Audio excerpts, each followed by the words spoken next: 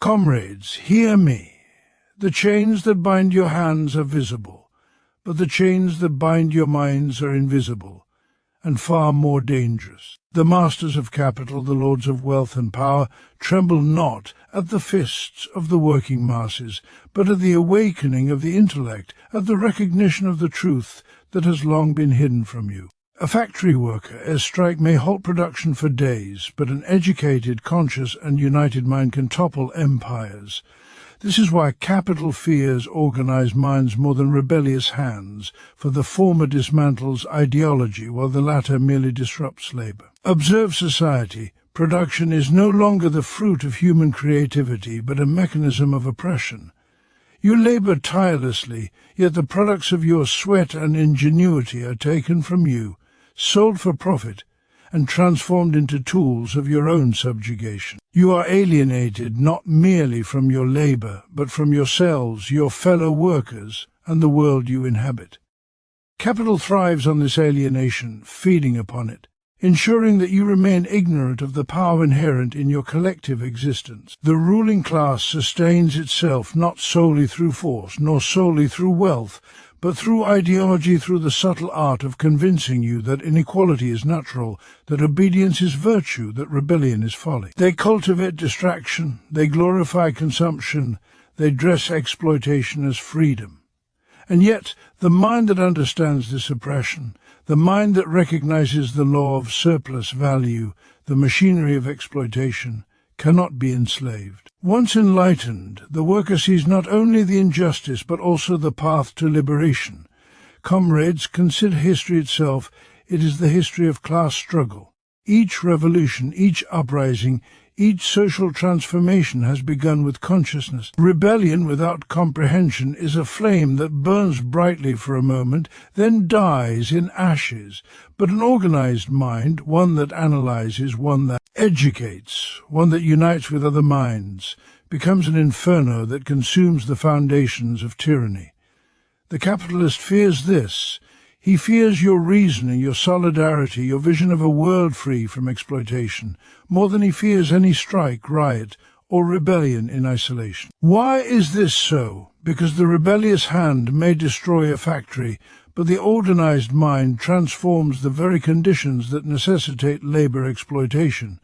A strike may halt machines, but consciousness halts the consent that allows capital to extract profit from life itself. Organized minds cultivate collective intelligence, turn isolated suffering into unified strength, and awaken in the workers an understanding that their emancipation depends not on charity from the rich, but on their own power. We must grasp this truth. Capitalism, as power is not absolute, it is contingent upon the ignorance of the masses, the isolation of the worker, the illusion that change is impossible. The system cannot endure the proliferation of knowledge among the oppressed. Ideology crumbles under scrutiny, hierarchy dissolves in solidarity, and the spectacle of inequality is exposed as an artifact of human design rather than divine law. The moment the workers organize their minds, capitalism's pretensions are laid bare and its grip weakens. Therefore, comrades, organize your minds as you organize your hands. Study the machinery of exploitation. Understand surplus value, the role of capital accumulation, the social relations of production. Educate one another. Debate. Share knowledge across factories, fields, and cities. Build a collective consciousness that cannot be bought, bribed, or intimidated. For it is this conscious unity that transforms mere discontent into revolutionary force, that converts despair into strategy, that converts rebellion into liberation. Do not be deceived by temporary concessions, by reforms offered to appease hunger or toil. These are but the crumbs of a system that fears you. The ruling class fears the mind that sees through their illusions more than the hand that seizes the tools. For the hand can be subdued, beaten, divided, but the mind, once organized, is unstoppable. It conceives of equality, justice, and freedom. It imagines the world not as it is, but as it ought to be, and it mobilizes the collective power of the working class to make that vision a reality.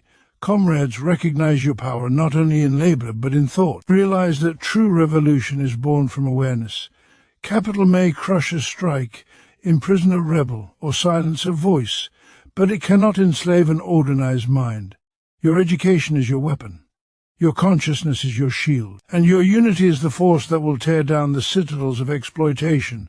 Rise not merely with fists clenched, but with minds aligned, eyes open, and spirits unbroken. For the dawn of emancipation will not be declared by the masters, it will be forged in the organized minds of the oppressed, and the chains of capital will shatter under the weight of our collective comprehension and action. Capital fears organized minds more than rebellious hands because awareness dismantles ideology. The visible instruments of labor, the factories, the tools, the machinery, the material apparatus of production, these are all means by which the working class is made to produce not for themselves, but for the enrichment of others. A strike, a riot, a moment of rebellion can halt production, can break windows, can disrupt the immediate flow of commodities, but these are temporary interruptions. They are actions that can be contained, subdued, or suppressed. What capital truly dreads is the awakening of consciousness among the workers, for consciousness does not merely disrupt, it transforms.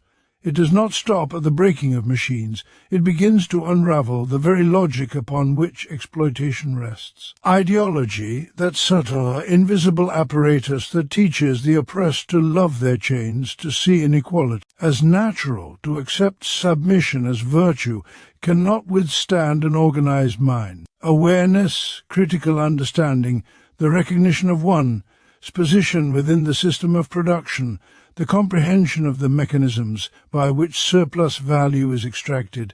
These are the tools of liberation that capitalism cannot counter with brute force alone. From the earliest moments of industrial society, the ruling class has relied on the manipulation of thought to secure obedience. It is not enough to command labor. The worker must believe in the necessity, even the righteousness, of his labor. He must be convinced that his exploitation is unavoidable, ordained, or deserved. This is the genius of ideology. It disguises power relations, normalizes inequality, and masks exploitation with the illusion of freedom, choice, and merit. The worker may toil 12, 14, 16 hours a day, producing wealth that is stolen from him, yet the spectacle of normalcy convinces him that he participates in a fair, ordered system. He may strike, he may rebel in fits of desperation, but unless he understands why he suffers, unless he sees the structural conditions that perpetuate his oppression, his acts are fragmented, isolated, and ultimately ineffective. Capital can crush the hand, imprison the body, destroy the assembly, but the mind, once awakened and organized, cannot be so easily subdued. The history of class struggle demonstrates this truth. Revolutions have not succeeded merely because the masses wielded weapons, because they stormed palaces, because they destroyed property. Revolutions have succeeded when the people, through knowledge, awareness, and education, recognized their common interests, understood the structures that oppressed them, and acted collectively to dismantle them. The French Revolution, the uprisings of 1848, the Paris Commune, all illustrate that consciousness is the spark that ignites action, the organizing principle that converts scattered discontent into coordinated force. Without awareness, the strike is a gesture, the rebellion a scream. With awareness, labor transforms into power, and discontent into a movement capable of challenging entrenched systems of domination. Awareness dismantles ideology by revealing the hidden relations of power and production. The worker who understands surplus value sees that the wealth he generates is stolen by those who own the means of production. The peasant who comprehends the structures of land ownership recognizes that feudal remnants persist in capitalist disguise. The urban laborer who studies the circulation of commodities realizes that the market, far from being neutral, is a mechanism that rewards the rich while penalizing the poor. Organized thought teaches solidarity. It exposes the lie of individual competition and reveals the necessity of collective struggle. Capital fears this because its strength depends not merely on property, but on the consent of the governed, the passive acceptance of hierarchy, the belief in the inevitability of inequality. A mind that questions, that critiques, that analyzes, threatens this consent. It transforms compliance into challenge, submission into opposition, and labor into liberation. Furthermore, Organized awareness multiplies power. A single individual, enlightened and rebellious, may act, but is vulnerable to isolation, imprisonment, or co-optation. A collective of conscious minds, however, shares knowledge, coordinates strategy, and builds institutions of resistance. It creates a network of intelligence that cannot be suppressed by force alone. It turns localized grievances into systemic critique, personal suffering into shared understanding, and fleeting rebellion into sustained revolutionary potential. Capital fears such organization because it cannot negotiate with ideas in the same way it can negotiate with labor. Laws can be written to punish action, armies can quell uprisings, yet no law can contain the force of thought, no weapon can kill understanding, no prison can incarcerate awareness. Thus, awareness is not abstract, it is material in its revolutionary consequences. It dismantles the ideological scaffolding that supports exploitation, exposes the mechanisms of power, and unites the oppressed into a conscious collective capable of transforming society. The worker who understands is no longer merely a tool of production. He becomes an agent of history, capable of reorganizing the world to serve human needs rather than capital's profit. This is why capital fear organized minds more than rebellious hands, for the hand may strike, but the mind directs the strike, sustains the movement, and ensures that rebellion is not fleeting but foundational, not chaotic but transformative, and not destructive but liberatory. Workers are alienated from labor, products, and each other under capitalism. This alienation is not an incidental consequence of economic life. It is the very foundation upon which capitalist society rests. The worker is separated from the act of production itself. Labor, which once expressed human creativity, intelligence, and the capacity to transform the world, has become a mere instrument of survival, a monotonous series of tasks dictated by the demands of profit rather than the needs of humanity. The worker does not labor for the fulfillment of his own capacities, but for the accumulation of wealth in the hands of another. The process of production is no longer an expression of life. It is a mechanism of subjugation, a cycle in which the worker sells his time and energy only to be rendered increasingly powerless over the outcome of his own work. Each repetitive motion, each obedient fulfillment of assigned duty reinforces the separation between the human being and the essence of his labor. Furthermore, workers are alienated from the products of their labor. The commodities they create are torn from their hands, appropriated by the capitalist, and sold for profit. These products, once the natural extension of human effort and imagination, become instruments of domination, symbols of the worker's estrangement from his own activity. He does not possess them, enjoy them, or control their destiny.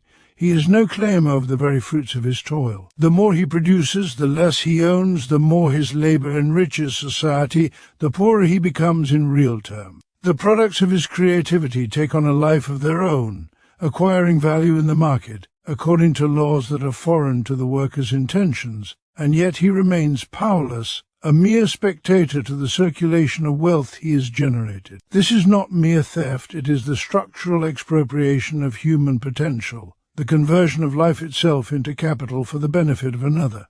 Yet alienation extends beyond the material to the social. Under capitalism, workers are alienated from one another. The system promotes competition over solidarity, rivalry over cooperation.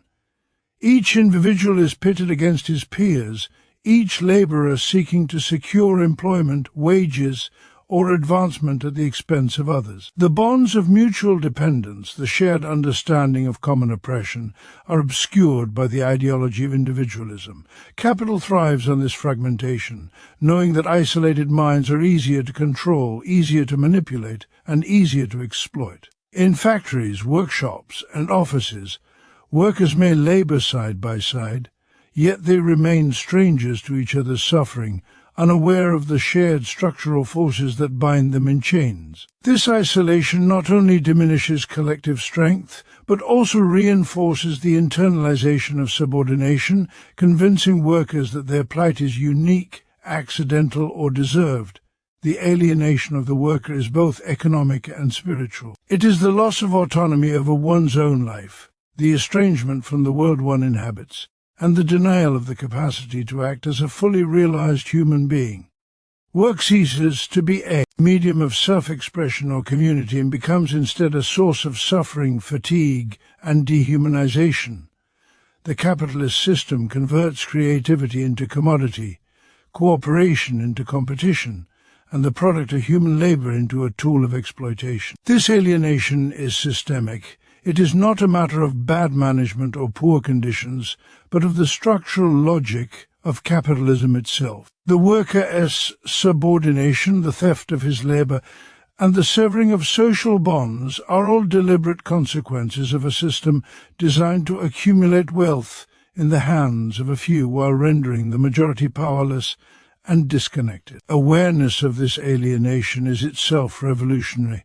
To recognize that the conditions of life and labor are not natural, that poverty, precarity, and estrangement are products of human institutions rather than inevitabilities, is to take the first step toward liberation. Workers must see that their isolation is a manufactured condition designed to prevent solidarity and maintain the dominance of capital. They must understand that their labor, when united with the labor of others, possesses transformative potential, that the collective product of human effort can be reclaimed, redirected, and reoriented toward human needs rather than profit. Only when workers perceive the full extent of their alienation from themselves, from their creations, and from each other can they begin to organize not just strikes or protests, but a movement capable of challenging the entire structure of exploitation. Alienation under capitalism is therefore total, affecting every aspect of human life.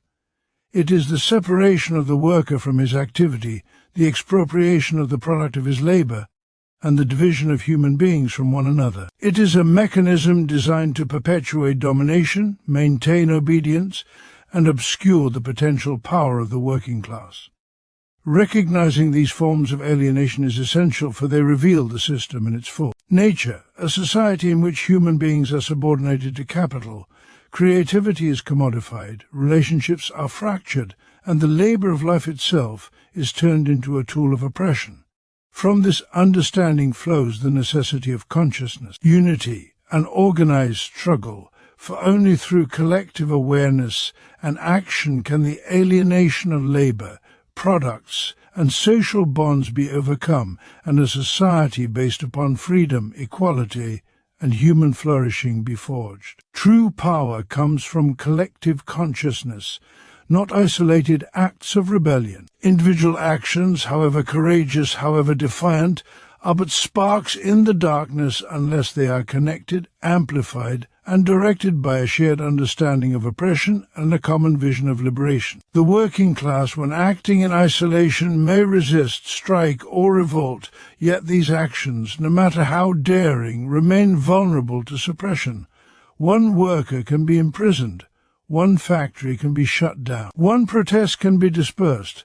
But when minds awaken together, when workers recognize themselves as a class with shared interests, when their understanding of exploitation coalesces into organized thought, then a force is created that cannot be easily crushed. Consciousness is the foundation of revolutionary power, for it transforms scattered discontent into a coherent strategy, mere defiance into sustained struggle, and ephemeral revolt into lasting transformation.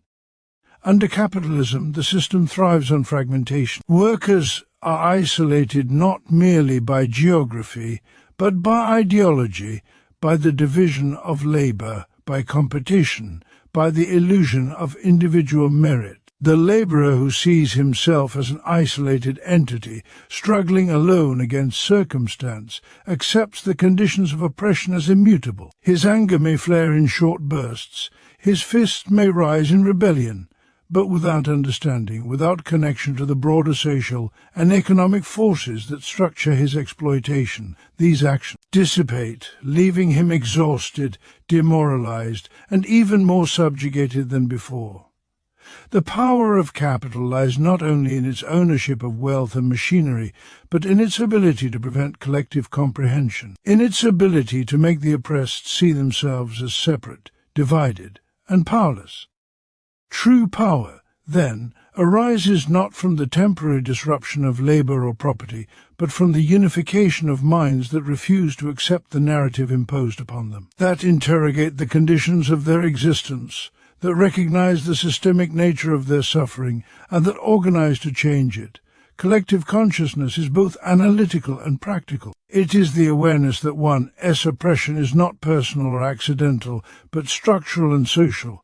It is the understanding that capitalism does not merely exploit labour in isolated instances, but orchestrates the conditions of life to benefit the few at the expense of the many. It is the recognition that every individual act of suffering, every wage withheld, every hour spent in toil without autonomy, is connected to a broader system designed to extract value and maintain inequality. When workers grasp this connection, they see the futility of isolated rebellion and the necessity of coordination. They understand that the strength of capital is derived from division, and that the counterforce, the power of the people, depends on unity of thought, solidarity of purpose, and collective action. History illustrates this principle repeatedly. Moments of uncoordinated resistance, uprisings of the desperate, spontaneous riots of the oppressed have often been brutally suppressed, their leaders executed, their communities punished. Yet movements founded upon shared consciousness, upon organization and understanding, have reshaped the course of society. The Paris Commune, the revolutions of 1848, and the labour movements across Europe and the Americas succeeded not solely through individual heroism, but through the forging of networks of knowledge, mutual aid, and strategy.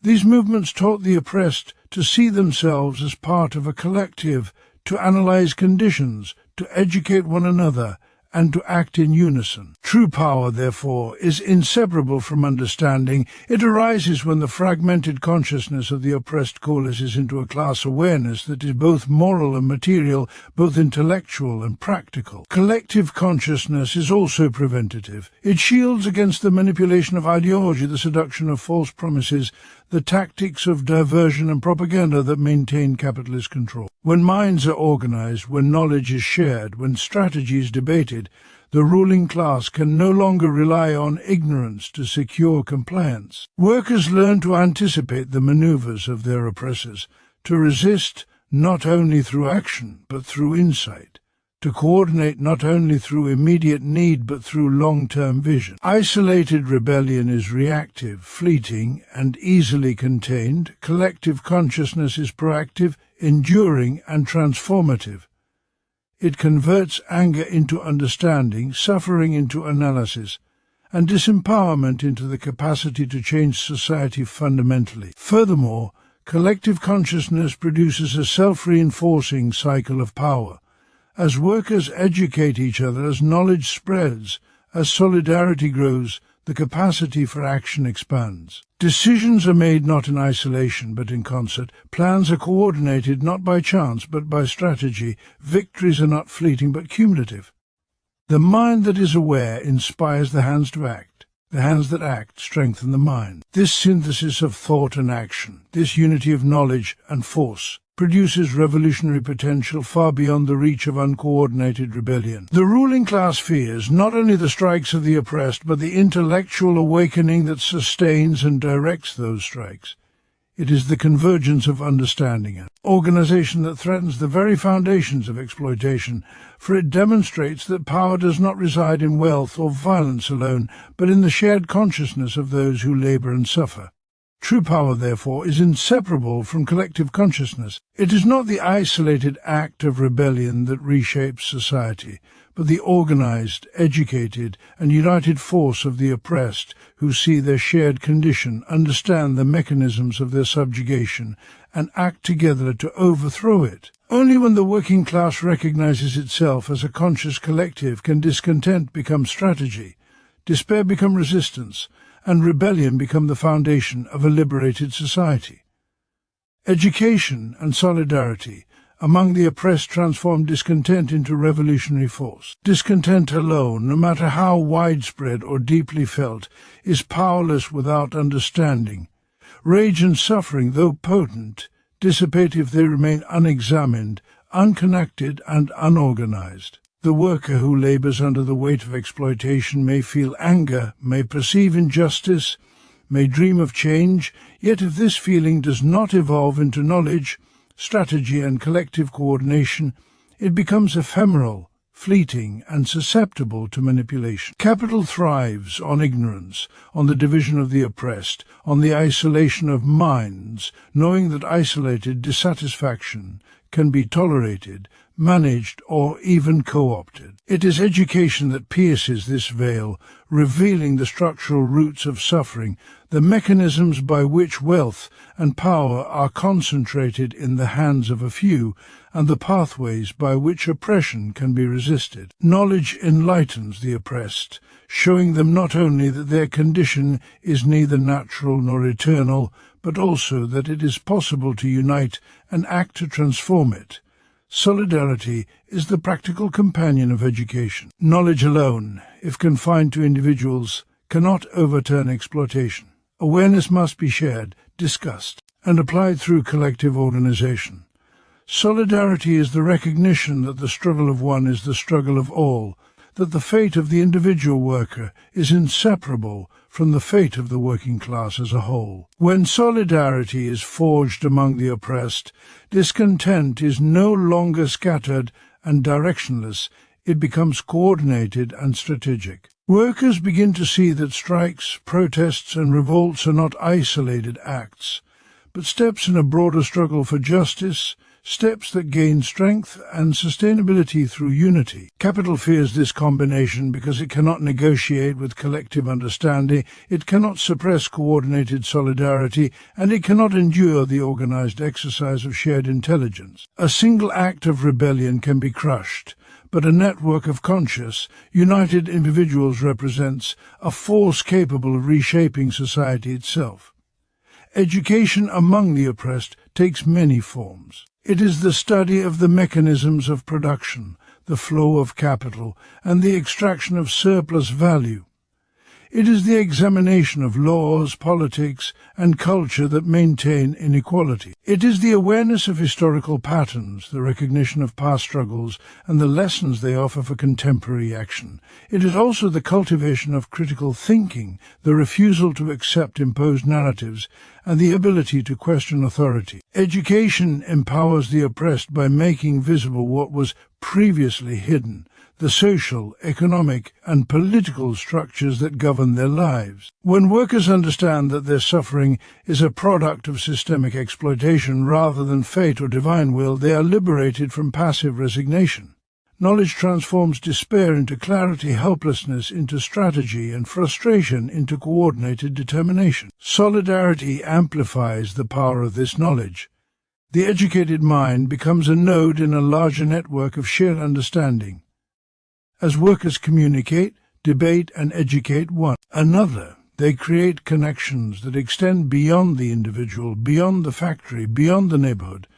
These connections forge the collective intelligence of a class aware of its oppression and capable of acting in concert. Solidarity allows isolated grievances to merge into coordinated campaigns, fragmented resistance to develop into organized movements, and individual courage to expand into collective action. Together, education and solidarity convert passive discontent into an active, strategic force.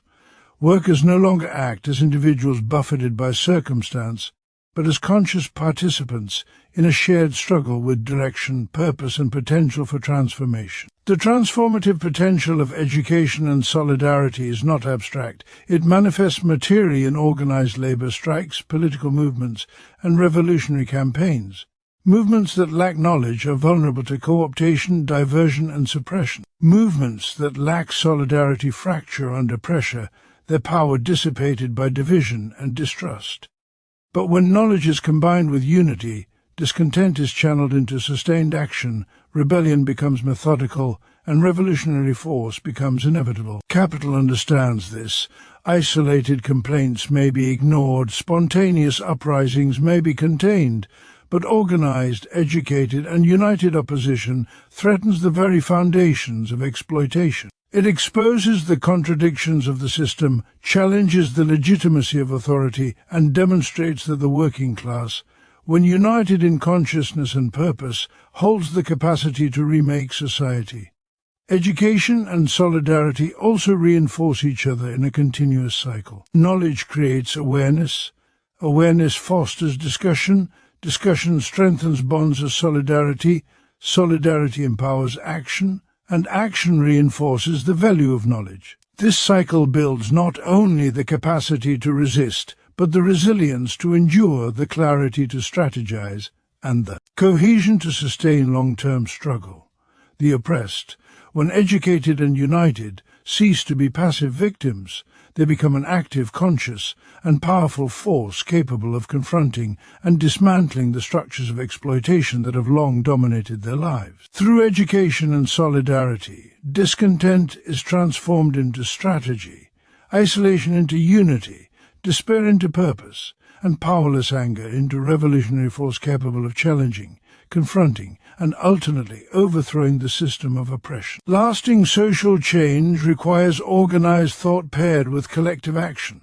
The struggle for justice, equality, and human liberation cannot be sustained by passion alone, nor by spontaneous outrage, nor by isolated rebellion. Anger without strategy burns quickly and dies, like a fire that consumes the dry leaves but leaves the roots untouched. Lasting change emerges when understanding guides action, when theory and practice unite, and when the oppressed not only recognize their subjugation but coordinate their efforts to dismantle the structures that perpetuate it. Capital fears this combination, for isolated acts can be suppressed, scattered discontent can be absorbed, but the deliberate, organized exercise of collective intelligence and coordinated power strikes at the very foundations of domination. Organized thought transforms perception into strategy, and collective action transforms strategy into tangible transformation.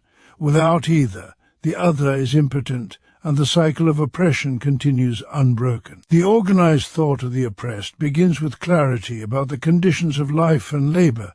It is the recognition that inequality, exploitation, and alienation are systemic, not accidental. It is the analysis of the mechanisms by which wealth and power are concentrated in the hands of a few, the study of economic relations, political structures, and social norms that perpetuate oppression.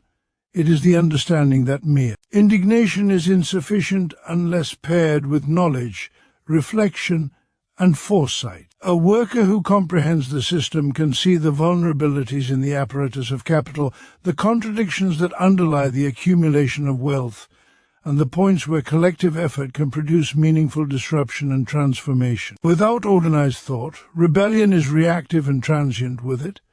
Rebellion becomes methodical, directed and capable of generating lasting change. Collective action, meanwhile, gives organized thought its force. Awareness alone, no matter how deep or widespread, remains inert if not translated into coordinated deeds. The isolated act of resistance may make a statement, may inflict temporary damage, may inspire momentary hope, but it cannot dismantle entrenched systems. Collective action multiplies the impact of understanding. When workers unite their efforts through strikes, mass protests, political campaigns, cooperative institutions, or other forms of coordinated activity, they become a material force capable of confronting and reshaping society. Each act of resistance reinforces others. Each victory strengthens morale, and each strategic intervention compounds into broader transformation. Organized thought identifies objectives, anticipates obstacles, and develops tactics. Collective action executes these plans with discipline, solidarity, and coordination. Together, they form the dual engine of revolutionary change, impossible to replicate through isolated effort alone. History demonstrates that social change is never the product of uncoordinated action. Revolutions fail when outrage outpaces strategy, when passion is not grounded in understanding, when solidarity is absent. Uprisings that are spontaneous, disconnected, or reactive may frighten the ruling class temporarily, but without a coherent plan and organized execution, they are contained, crushed, and often serve to reinforce the authority they sought to challenge. By contrast, movements that combine analysis with mobilization, those that educate, unify and coordinate, reshape society, establish new norms, and redefine power. The Paris Commune, the labour movements of Europe, anti-colonial struggles, and other historical examples show that enduring change comes when thought directs action, and action reinforces thought, creating a self-reinforcing cycle that expands capacity, strengthens resolve, and builds institutional structures capable of sustaining transformation. Organized thought and collective action also provide resilience against manipulation and co-optation. The ruling class uses ideology, propaganda, and division to fragment the oppressed, to misdirect anger, and to neutralize resistance. Knowledge equips the oppressed to see through these artifices, to recognize attempts at deception, and to maintain strategic focus. Solidarity ensures that no individual is isolated, that victories and defeats are shared, and that the movement remains coherent in the face of repression. Together, organized thought and collective action prevent the dissipation of energy, convert setbacks into learning, and turn temporary disruptions into permanent transformation. Moreover, lasting social change is not merely the removal of oppressive individuals or temporary concessions. It requires the reconfiguration of society itself, the transformation of economic relations, the redistribution of power, the creation of systems that serve human needs rather than profit. This transformation is impossible without both the intellectual clarity to understand the structures of exploitation and the material capacity to act collectively. One without the other produces only incomplete reform, fleeting victories, or crushed uprisings. The unity of mind and action ensures that change is not ephemeral but enduring, not cosmetic but structural, not imposed from above but created from below. In sum, the path to lasting liberation lies in the inseparable union of organized thought and collective action. Knowledge without action is impotent, action without knowledge is blind, but together they constitute the engine of historical transformation. The oppressed must study, debate, and understand the structures that dominate them, while simultaneously coordinating, mobilizing, and executing strategies that challenge, disrupt, and ultimately dismantle these structures. Only through this synthesis can discontent be converted into power, despair into strategy, and resistance into revolution. Comrades, the truth is now clear. The chains that bind our hands are maintained only by the chains that bind our minds. Capital fears not the fist that strikes, but the mind that understands.